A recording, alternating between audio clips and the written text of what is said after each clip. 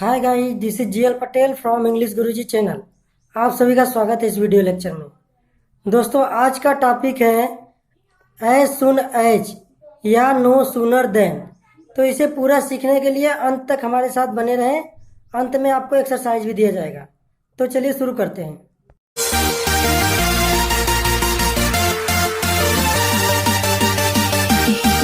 Use of no sooner then.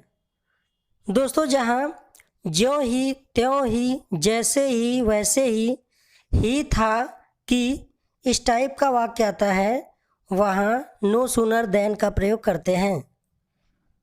नियम है, सबसे पहले नो सूनर लगाया जाता है। उसके बाद यदि वाक्य पास्ट परफेक्ट टेंस में हो तब had plus subject plus third form of main verb plus other लगाते हैं।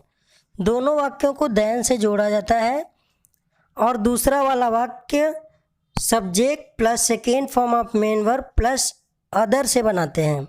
क्योंकि दूसरा वाला वाक्य पास्ट इंडेफिनिट में होता है, इसलिए second form of main verb लगता है। एग्जाम्पल देखिए, वह घर पहुंचा ही था कि बारिश होने लगी। तो सबसे पहले आपको लगाना है नो सूनर हैड।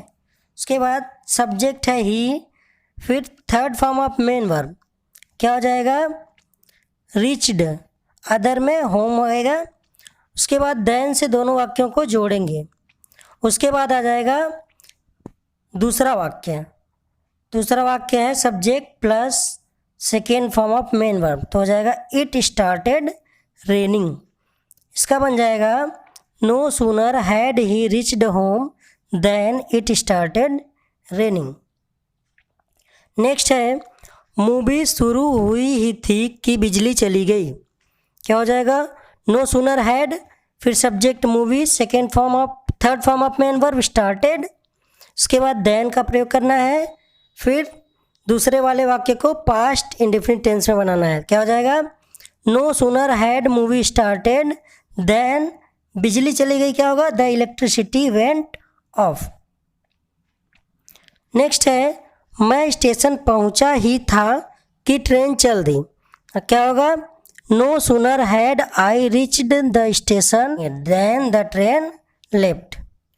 अब दूसरा वाला रूल देखिए, जब दोनों वाक्य पास्ट इंडेफिनिट टेंस में हो तब क्या होगा, सबसे पहले नो सूनर लगाएंगे। उसके बाद पहले वाले वाक्य में did plus subject plus third first form of main verb. उसके बाद दूसरा वाला वाक्य बनाएंगे subject plus second form of main verb और दोनों वाक्यों को देन से जोड़ेंगे। एग्जाम्पल देखिए, ज्यों ही या जैसे ही मैंने रवि को फ़ोन किया त्यों ही या वैसे ही उसने मुझे मैसेज किया। तो क्या हो जाएगा, सबसे पहले लगाना है नो सूनर, उसके बाद डिड, फिर सब्जेक्ट है आई, उसके बाद first form of main verb. यहाँ पे कॉल होगा, कॉल्ड हो गया है तो इसको बना लेंगे आप कॉल। देन से दोनों वाक्यों को जोड़ देंगे, फिर हो जाएगा उसने मुझे मैसेज किया।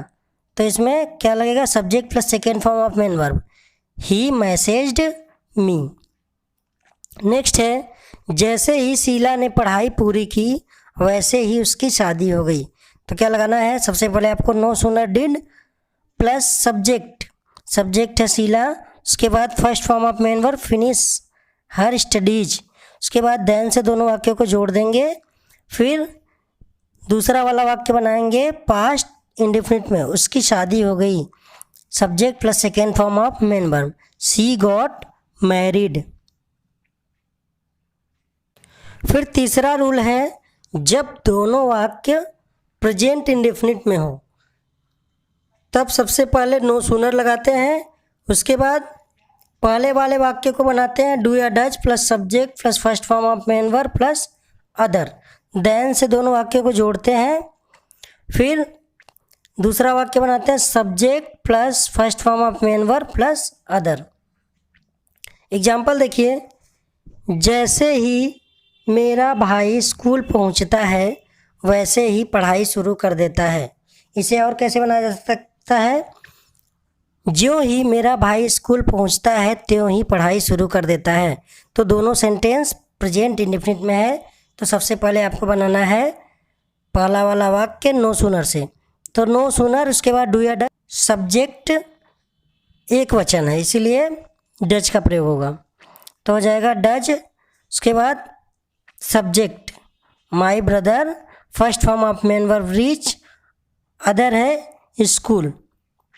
देन से दोनों वाक्यों को जोड़ देंगे। उसके बाद दूसरा वाला वाक्य बनाएंगे, वह पढ़ाई शुरू कर देता है, ही स्टार्ट्स स्टडिंग।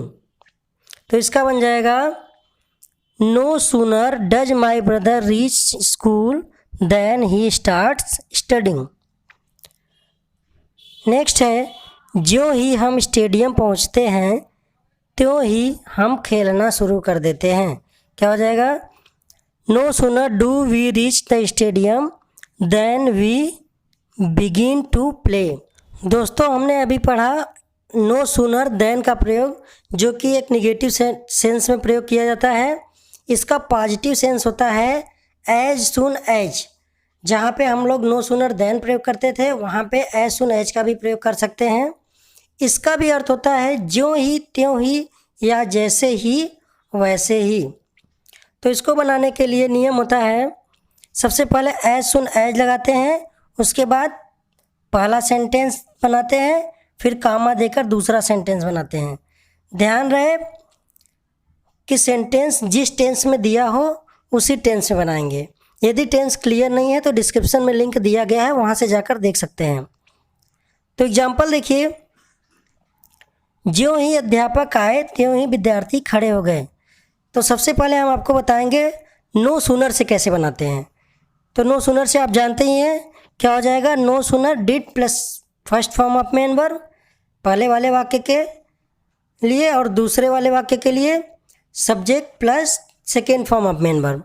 क्या हो जाएगा? No sooner did the teacher come, than से जोड़ देंगे, फिर बनाएंगे द स्टूडेंट्स स्टूड अप। अगर इसको एज सुन एज से बनाए तो क्या बनाएंगे? एज सुन एज, उसके बाद पहला वाला वाक्य, पहला है अध्यापक आए, क्या हो जाएगा? The teacher came, past indefinite में है तो second form of main verb हो जाएगा। तो हो जाएगा as soon as the teacher came. दूसरा वाला वाक्य कामा लगाना जरूरी है, तो हो जाएगा विद्यार्थी खड़े हो गए, the students stood up, past indefinite में है तो सेकेंड फॉर्म लगेगा। नेक्स्ट है, जैसे ही या ज्यों ही वह अपना कार्य समाप्त करती है वैसे ही या त्यों ही वह ऑफिस चली जाती है। क्या हो जाएगा? नो सूनर से बनाइए, no sooner does she finish her work than she goes to office. अगर इसको एज सुन एज से बनाएंगे तो क्या होगा?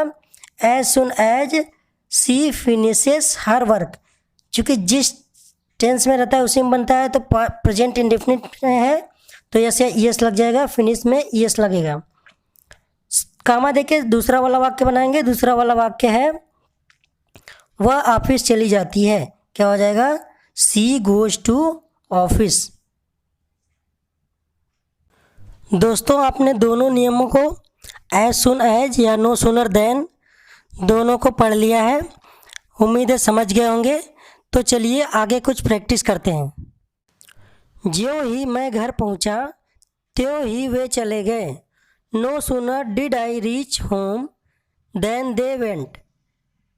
एज सुन एज से बनाइए, as soon as I reached home comma they went. जैसे ही मैंने लिखना शुरू किया वैसे ही तुम आ गए।